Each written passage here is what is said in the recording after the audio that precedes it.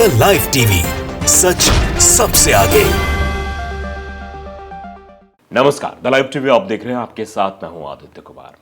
फिलिस्तीन और इजराइल के बीच जो जंग छिड़ी है, इसमें कई सारी तस्वीरें हैं जो आपको भावुक कर देंगी और कई ऐसी तस्वीरें हैं जो बताएंगी कि अब फिलिस्तीनी चुप बैठने वाले नहीं हैं और अपनी हक की आवाज़ के लिए वो छुपने और दबने वाले नहीं हैं।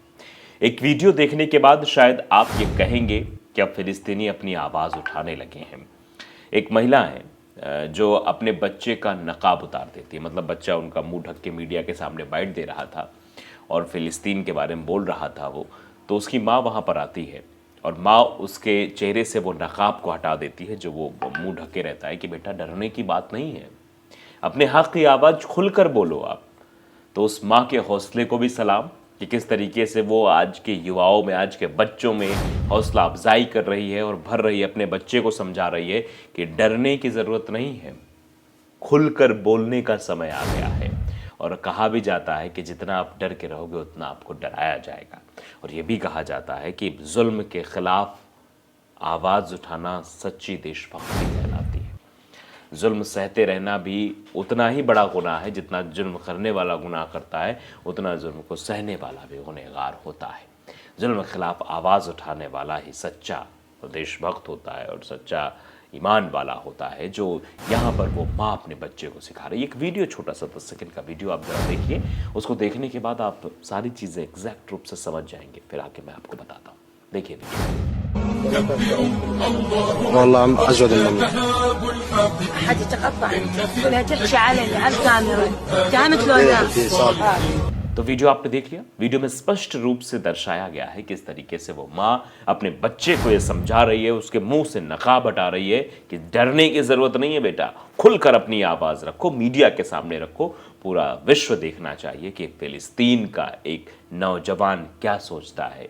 वो मुंह नहीं ढकता है, वो हौसला अफजाई के साथ अपनी बात रखता है, आंखों में आंखें डालकर अपनी बात रखता है। ये ट्वीट किया गया है RT उर्दू की तरफ से। लिखा गया है कि जब एक फिलिस्तीनी युवक अपना चेहरा ढककर मीडिया को इंटरव्यू दे रहा था, तभी अचानक मुजाहिद की मां ने उसका मुखौटा उतार दिया और कहा, बेटा मुंह मत छिपाओ, हम कायर नहीं हैं, आप अल्लाह के मुजाहिदीन हैं और हम किसी और से नहीं डरते।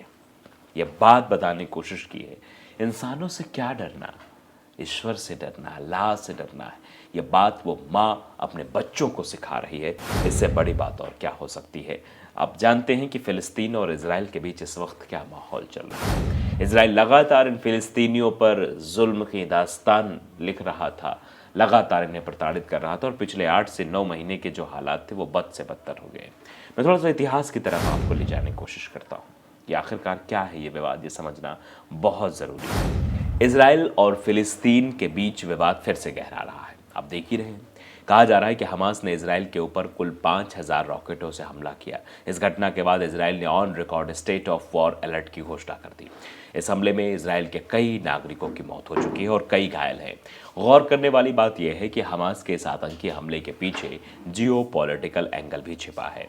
हाल ही में अमेरिका और सऊदी अरब के बीच होने वाली डिफेंस पैक्ट को लेकर एक रिपोर्ट सामने आई थी, जिसमें सऊदी अरब अमेरिका के साथ एक डील को लेकर योजना बना रहा है। इस डिफेंस पैक्ट में इस बात का जिक्र है कि अमेरिका सऊदी अरब की सुरक्षा की गारंटी लेगा, वहीं बदले में सऊदी अरब फिलिस्तीन को लेकर जो मांग है उससे पीछे हट जाएगा। कई मीडिया रिपोर्ट्स के मुताबिक अमेरिका इस डील को लेकर काफ़ी उत्सुक है और जल्द ही वह इसे स्वीकार करने वाला है। इस डील के होने से कुछ दिनों पहले ही हमास ने इजराइल पर 5000 रॉकेट से हमला किया। इस हमले में इजराइल गाजा पट्टी में युद्ध की ओर ढकेल दिया है। यही नहीं, ये युद्ध अमेरिका और सऊदी अरब के बीच होने वाले डिफेंस पैक्ट पर भी दबाव बनाएगा। वैश्विक राजनीति में इस हमले के कई मायने सामने निकल कर आ रहे हैं। दरअसल इजराइल और फिलिस्तीन दो ऐसे देश हैं जिनका विवाद काफ़ी लंबे समय से चला आ रहा है। दोनों देशों के बीच शांति स्थापित करने और मतभेद को खत्म करने के कई बार समझौतों पर निष्कर्ष भी हुए। कुछ खास उस पर निष्कर्ष निकला नहीं, बातचीत हुई लेकिन कुछ निकला नहीं। तो अब समझिए कि क्या है आखिरकार मसला। इजराइल और फिलिस्तीन के बीच मतभेद की शुरुआत ओटोमन साम्राज्य के खत्म होने के साथ होती है। इस दौरान पूरे यूरोप में राष्ट्रवाद का व्यापक प्रभाव देखा जा रहा था। कई देश टुकड़ों टुकड़ों में बटे थे। राष्ट्रवाद की लहर इन्हें एक कर रही थी। इटली और जर्मनी जैसे देश राष्ट्रवाद के नाम पर एक हो रहे थे। इसका प्रभाव यहूदियों के बीच भी देखने को मिला। राष्ट्रवाद की भावना यहूदी लोगों के बीच भी जगी। उन्हें अपने पवित्र स्थान पर दोबारा जाकर बसने की लालसा उठी। यहीं से जियोनिस्ट आंदोलन की शुरुआत होती है। 19वीं शताब्दी में यहूदियों की यह पवित्र भूमि फ़लस्तीन नाम से जानी जाती थी। इस दौरान पूरे यूरोप में यहूदी बिखरे हुए थे। उनके साथ यूरोप में काफ़ी शोषण होता आया था। जियोनिस्ट आंदोलन के दौरान शुरुआत में छोटे स्तर पर यहूदियों का पलायन फ़लस्तीन की ओर हुआ। इसके बाद आता है प्रथम विश्व युद्ध का दौर। 1917 में बेल्फोर डिक्लेरेशन आया। कई लोगों का मानना है कि बेल्फोर डिक्लेरेशन ही वो प्रमुख वजह थी जिसने इजराइल फ़िलिस्तीन मतभेद को जन्म दिया।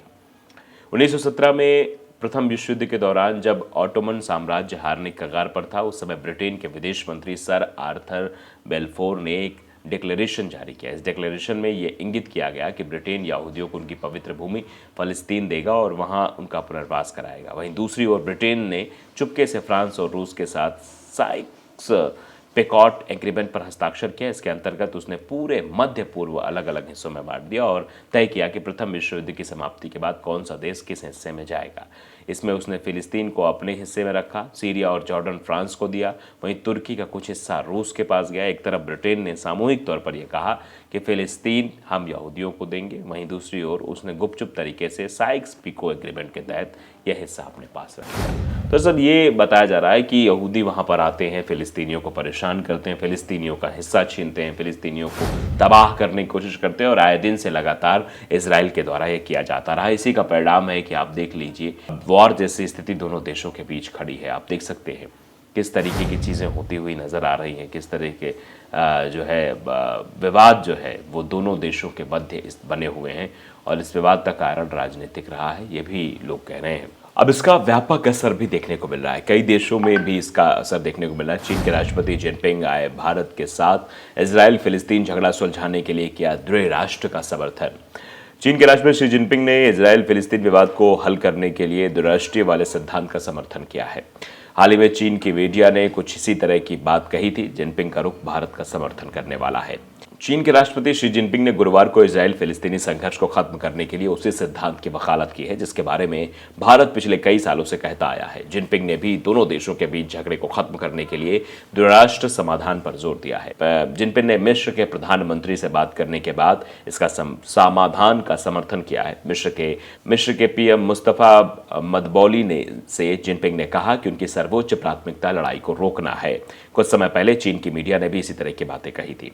जिनपिंग ने मुस्ताफ मदबौली से कहा, मेरी सर्वोच्च प्राथमिकता जितनी जल्दी हो सके लड़ाई को रोकना है, संघर्ष को फैलने से रोकना है या यहां तक कि नियंत्रण से बाहर होने और गंभीर मानवीय संकट पैदा करने से रोकना है। मदबौली ने बीजिंग में जिनपिंग से मुलाकात की है। वो यहां पर 2 दिनों तक चलने वाले बेल्ट एंड रोड फोरम में हिस्सा लेने के लिए पहुंचे हैं। ये सम्मेलन बुधवार को खत्म हुआ। चीन के विदेश मंत्रालय के प्रवक्ता की तरफ से बयान में कहा कि राष्ट्रपति जिनपिंग ने बार बार होने वाले फिलिस्तीनी इजरायली संघर्ष से बाहर निकलने का मूल तरीका सुझाया है। उनके मुताबिक 2 राष्ट्र समाधान को लागू करना, फिलिस्तीन का एक स्वतंत्र देश के रूप में स्थापित होने के साथ ही फिलिस्तीन और इजरायल के बीच शांतिपूर्ण सह अस्तित्व को हासिल करना है। जिनपिंग ने खराब स्थिति के बीच मिस्र की महत्वपूर्ण भूमिका की भी सराहना की है। उन्होंने कहा कि वो मानवीय गलियारा खोलने के लिए मिस्र के प्रयास का समर्थन करते हुए जिनपिंग ने कहा कि फिलिस्तीनी के व्यापक न्यायसंगत और अस्थायी समाधान के लिए चीन, मिस्र और बाकी अरब देशों के साथ मिलकर काम करेगा। 7 अक्टूबर को हमास के हमले के बाद से स्थितियां और विकट हो गई हैं। हमास ने ऑपरेशन अलास्का फ्लड के साथ ही इजराइल पर रॉकेट से हमला कर दिया था। ये अचानक हुआ हमला था जिसमें 14 से ज़्यादा इजरायलियों की मौत हो गई। हमले में रॉकेट लॉन्च और भूमि, समुद्र और हवा इजराइल में हमला बोला गया था, यानी चौतरफा हमला बोला गया था ये। तो फिलहाल स्थितियां कैसी हैं ये आप देख रहे हैं, लेकिन इजराइल मानने को तैयार नहीं है। वहीं फिलिस्तीनी युवाओं के अंदर जोश भर रही है उनकी माँ, और तस्वीरें देखकर आप समझ सकते हैं। द लाइव टीवी को अगर आपने सब्सक्राइब नहीं किया जरूर करिए, बेल आइकन दबाइए ताकि सच खबर आप तक पहुंचती रहे। नमस्कार। द लाइव टीवी, सच सबसे आगे।